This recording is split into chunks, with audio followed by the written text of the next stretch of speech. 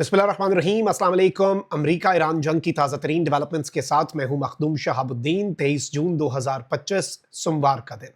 नाज़रीन इकराम, एक जानिब तो अब पूरी दुनिया की नज़रें ईरान के रद्द अमल पर हैं कि ईरान किस तरह से रिस्पॉन्ड करता है, और एक तरफ ईरान पर नज़रें हैं तो वहीं दूसरी जानिब खित्ते के अहम तरीन ममालिक हाई अलर्ट पे हैं। तकरीबन पूरे का पूरा रीजन जो है वो इस वक्त हर तरह की पॉसिबिलिटी के लिए तैयार हो रहा है कि ईरान के रिस्पॉन्स के बाद जो जंग छिड़ेगी उसमें क्या करना है। अब इस सब में अमेरिका और इसराइल के हवाले से जो स्टेटमेंट सामने आ रही हैं वो इंतहाई तशवीशनाक है, क्योंकि यूं लग रहा है कि अमेरिका और इसराइल का ईरान को लेकर एजेंडा अनफिनिश्ड है। यानी अमेरिका ने जो स्ट्राइक की वो स्ट्राइक अब सिर्फ काफी नहीं है, क्योंकि एक तरफ तो अब ये खबरें आ रही हैं कि ईरान का जो इंतहाई अफजोदा यूरेनियम था वो उन 3 मकामात पर था ही नहीं। अगर वो वहां पर नहीं था तो अब कहां पर है, और ईरान की असल न्यूक्लियर साइट कौन सी है, और क्या उस पर भी स्ट्राइक करने की जरूरत है। लेकिन अब डोनाल्ड ट्रंप जो है उसने पहली मर्तबा ईरान में रिजीम चेंज की ख्वाहिश का इजहार कर दिया है, और इस सब के अंदर 2-3 चीजें हैं। देखिए, अमेरिका और इसराइल इस वक्त क्या ईरान में रिजीम चेंज चाहते हैं? इसराइल की तरफ से तो डायरेक्टली ईरान के सुप्रीम लीडर के असैसिनेशन की बातें कर दी गई, स्टेटमेंट्स आ चुकी हैं। और अब इस सब में जो ट्रंप की स्टेटमेंट है वो खतरनाक है, और वो एक खतरे की घंटी बजा रही है। और इनडायरेक्टली ये बेसिकली ईरान को एक मैसेज भी है कि अब इस जंग को खत्म करो, हमें जवाब ना देना, वरना फिर इस ऑप्शन की तरफ भी हम जा सकते हैं जो कि सुप्रीम लीडर के हवाले से इंतहाई कदम हो। सबसे इंपॉर्टेंट चीज तो यह नाज़रीन इकराम के ईरानियन ऑफिशियल्स ने रॉयटर्स को बताया है कि अगर हमें 2 ऑप्शंस आप देते हैं, एक है कि यूरेनियम एनरिचमेंट है कि हम अपने यूरेनियम की अफजोदगी जारी रखें, और दूसरा है कि हम जंग करें, तवील मुद्दती जंग। तो हम इन दोनों ऑप्शंस में से जंग को चूज करेंगे। हम इस बारे में बहुत क्लियर हैं, इस बारे में हमें कोई दूसरी इसमें राय नहीं है। अब एक तरफ ईरान की ये स्टेटमेंट है तो वहीं दूसरी जानिब आपको पता है कि यूके भी ये स्टेटमेंट दे चुका है कि अगर अमेरिका के इंटरेस्ट पे हमला होता है तो जो नॉर्थ अटलांटिक ट्रीटी का आर्टिकल 5 है वो इन्वोक हो जाएगा, जिसके जरिए नाटो बनी, और नाटो का आर्टिकल 5 है जो कहता है कि एक पे अटैक सब पे अटैक है, और फिर ये जंग जो है इसमें सिर्फ अमेरिका, इसराइल और ईरान नहीं होंगे बल्कि तमाम तर नाटो ममालिक शामिल हो जाएंगे। और इसमें अब अल जजीरा जो है उसे बताया अमरीकी ऑफिशियल्स ने कि उनके पास खबर है कि जी इराक और सीरिया के अंदर अमेरिका के इंटरेस्ट्स और अमेरिका के बेसिस पर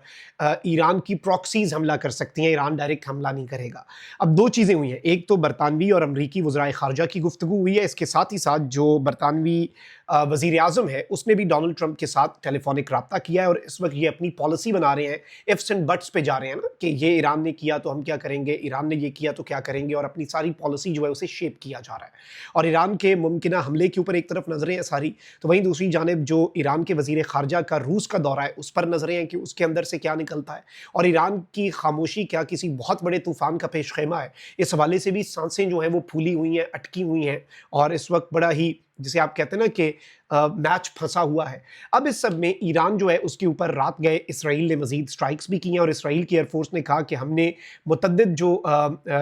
ईरान के अंदर मिलिट्री साइट्स हैं उन्हें निशाना बनाया है, और सरफेस टू एयर मिसाइल जो हैं वो इन्होंने दागे हैं। फिर ये कहते हैं कि 20 जेट्स जो हैं हमारे इसराइली एयरफोर्स के वो गए और ईरान के अंदर जाकर उन्होंने जो टारगेट्स हैं वो अचीव करने की कोशिश की। ऑल्दो ईरानियन मीडिया ने ये बताया है कि इसराइल के बेशतर जो टारगेट्स हैं, जो अटैक्स हैं, उन्हें इंटरसेप्ट भी किया गया, और ईरान के स्टेट टेलीविजन ने यह बताया है कि ईरान के एयर डिफेंस सिस्टम ने इसराइल का जो हर्मेस 900 ड्रोन है, बहुत इंपॉर्टेंट ये ड्रोन होता है, इसे भी शूट डाउन किया है। तो देखें, एक चीज आप समझ लें कि ईरान जो है उसने भी अपने हमले नहीं रोके, और इसराइल जो है वो भी अब कार्रवाइयां कर रहा है, और वैसे भी अब कार्रवाइयों की जरूरत पड़ेगी। कार्रवाइयों की जरूरत इसलिए भी पड़ेगी क्योंकि अब जो कंफ्यूजन है वो बढ़ती जा रही है। और अब तो मैं आपको ये भी बता दूं कि न्यूयॉर्क टाइम्स को सीनियर अमरीकी ऑफिशियल्स ने एक एतराफ़ किया है कि हमें पता ही नहीं है कि ईरान का असल अफजोदा यूरेनियम है किधर, और stock pile of near bomb grade uranium, यानी जो बॉम्ब बनाने के लिए यूरेनियम की एनरिचमेंट होती है उसके बिल्कुल करीब पहुंचने वाला स्टॉक पाइल कहां पे थी हमें पता ही नहीं था, हमने स्ट्राइक कर दी। यानी आप इस स्ट्राइक की कामयाबी की बात भी कर रहे हैं और साथ आप ये एतराफ़ भी कर रहे हैं, उस पर मैं आता हूं, लेकिन पहले आप चीज़ों को समझें। एक तरफ तो नाज़रीन कराम सबसे अहम तरीन चीज़ यह है कि एक्स मुसाद का चीफ है, और टाइम्स ऑफ इसराइल के मुताबिक इसने कहा है कि जी इट इज़ टाइम कि हम ईरान के अंदर रिजीम चेंज करें, और हमें ख़ामेनी जो है उन्हें एलिमिनेट करना पड़ेगा। ये बेसिकली योसी कोहन है और इसने अब ये कहा है कि I would recommend to the PM and to the enlightened world, मैं अपने वज़ीर आज़म और पूरी दुनिया जो है उसे ये मशवरा दूंगा कि ये जो फिनोमिनल अपॉर्चुनिटी हमारे पास आ चुकी है कि हम मुकम्मल जो रिजीम का फॉल है उसे इंश्योर करें। और इन्होंने कहा है कि जी हम ये चांस मिस नहीं कर सकते, ये हमारे पास अपॉर्चुनिटी आ चुकी है और इस वक्त इंटेलिजेंस जो है वो हमारे पास है और हम ईरान के सुप्रीम लीडर को एलिमिनेट करें। अब एक तरफ इसने ये स्टेटमेंट दी है तो वहीं दूसरी जानिब डोनाल्ड ट्रंप की स्टेटमेंट अलार्मिंग है और डोनाल्ड ट्रंप कहता है कि it's not politically correct to use the term regime change. वैसे तो ये सियासी तौर पर नहीं होती बात कि रिजीम चेंज होनी चाहिए, but if the current Iranian regime is unable to make Iran great again, why wouldn't there be a regime change. अब डोनाल्ड ट्रंप ने कहा है कि वैसे तो रिजीम चेंज की टर्म नहीं इस्तेमाल होनी चाहिए, लेकिन ट्रंप का नारा है ना मेक अमेरिका ग्रेट अगेन, तो ट्रंप कह रहा है कि ईरानियन रिजीम अगर मौजूदा मेक ईरान ग्रेट अगेन के ऊपर काम नहीं करती, यानी वेस्ट के साथ मिल नहीं जाती और सरेंडर नहीं करते और जंग जो है वो ख़त्म नहीं अब करते और ईरान के ऊपर होने वाले अटैक्स के बाद खामोश नहीं होते, इनडायरेक्टली यही मतलब है डोनाल्ड ट्रंप का, तो फिर रिजीम चेंज क्यों नहीं होगी ये बताएं। अब ये डोनाल्ड ट्रंप की जो बात है ये खतरनाक है, इसे आप कनेक्ट कर लें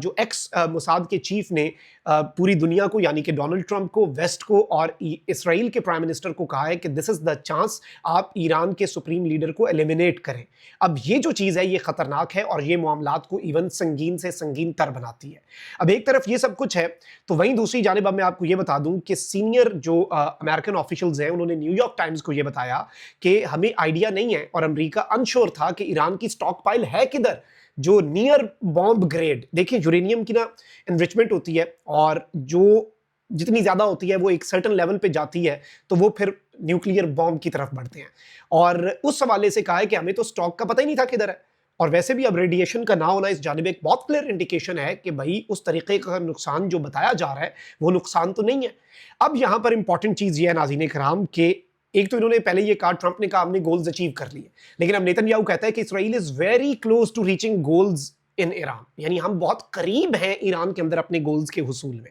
यानी आपके गोल्स का हुसूल अभी मुकम्मल नहीं हुआ। फिर नेतन्याहू ने एक और स्टेटमेंट दी और नेतन्याहू ने यह कहा कि जी हमारे पास बहुत इंटरेस्टिंग इंटेलिजेंस है कि इस वक्त ईरान की जो 60% एनरिच्ड यूरेनियम है, जो 400 किलोग्राम का जखीरा है, जो बॉम्ब बनाने के बिल्कुल करीब ईरान पहुंच चुका है, वो इस वक्त कहां पर है, हमारे पास इस हवाले से इंटेलिजेंस है। वो भैया आपने तो पहले अमेरिका को कहा था फर्दो में है, फर्दो को जाकर ठोको, अमेरिका ने पूरा ऑपरेशन करके ट्रंप ने अनाउंसमेंट कर दी, सब कुछ कर दिया कि ईरान का न्यूक्लियर प्रोग्राम डिसमेंटल। अच्छा, अब इसीलिए रिजीम चेंज की जरूरत पड़ रही है और रिजीम चेंज की बात हो रही है। डोनाल्ड ट्रंप ने रिजीम चेंज का जो इशारा दिया है और ये निजाम हुकूमत किस तरह से डोनाल्ड ट्रंप बदलना चाहता है, दैट इज मोर इंपॉर्टेंट। और डोनाल्ड ट्रंप ने ये कहा है कि जी क्यों नहीं होगी रिजीम चेंज अगर ईरानियन रिजीम जो है वो चीजें दुरुस्त नहीं करती। दुरुस्त का मतलब इनका हमारे हिसाब से दुरुस्त क्यों नहीं करती। अब ये जो सूरत हाल है ये खतरनाक है और इसके साथ ही साथ क्या अब अमेरिका और इसराइल मिलकर ईरान का जो असल एटमी प्लांट है जहां पर असल स्टॉक है हाईली एनरिच्ड यूरेनियम का, इंतहाई अफजोदा यूरेनियम का, उस पर क्या दोबारा हमला करेंगे। और क्या इसके साथ ही साथ अब जो रिजीम चेंज की बात हो रही है वो रिजीम चेंज किस तरह से की जाएगी, रिजीम चेंज किस तरह से होगी। अब हम तो वहां पर निकली है सड़कों पर, लेकिन अमेरिका के खिलाफ निकली है, ईरानियन प्रेसिडेंट उनके दरमियान आया है। ऑल्दो अल जजीरा ने रिपोर्ट किया है कि यूएस में प्रोटेस्ट हुआ है, एंटी वॉर प्रोटेस्ट। तो एक चीज है कि इस वक्त रिजीम चेंज फिर बजोरे बाजू करने की बात ही हो रही होगी, जैसे कि मुसाद चीफ ने कहा कि जी ईरान के सुप्रीम लीडर को असैसिनेट कर दिया जाए। ये कोई छोटी बात है। इससे पहले इसराइल का वजीर दिफा कह चुका है कि अब ईरान के सुप्रीम लीडर को जिंदा रहने का, जीने का हक ही कोई नहीं है। अब ये जो इशारे मिल रहे हैं इससे एक चीज समझ आती है कि एक तो इनका जो एजेंडा था वो अनफिनिश्ड है, यानी जो नुकसान पहुंचाना था ईरान को वो भी उस तरीके से नहीं पहुंचाने में कामयाब हुए जो डोनाल्ड ट्रंप अनाउंसमेंट्स कर रहा है। और इस हवाले से इंटरनेशनल मीडिया बोल चुका है और इवन बीबीसी ने कहा है ना, मैं पिछले व्लॉग में जिक्र कर चुका हूं, बीबीसी ने कहा है कि जी जो ब्रीफिंग थी सेक्रेटरी डिफेंस और जॉइंट चीफ ऑफ स्टाफ की, उसमें दावे ज्यादा थे और सबूत कम थे। बात ही खत्म। अल्लाह ने के बाद पाकिस्तान जिंदाबाद।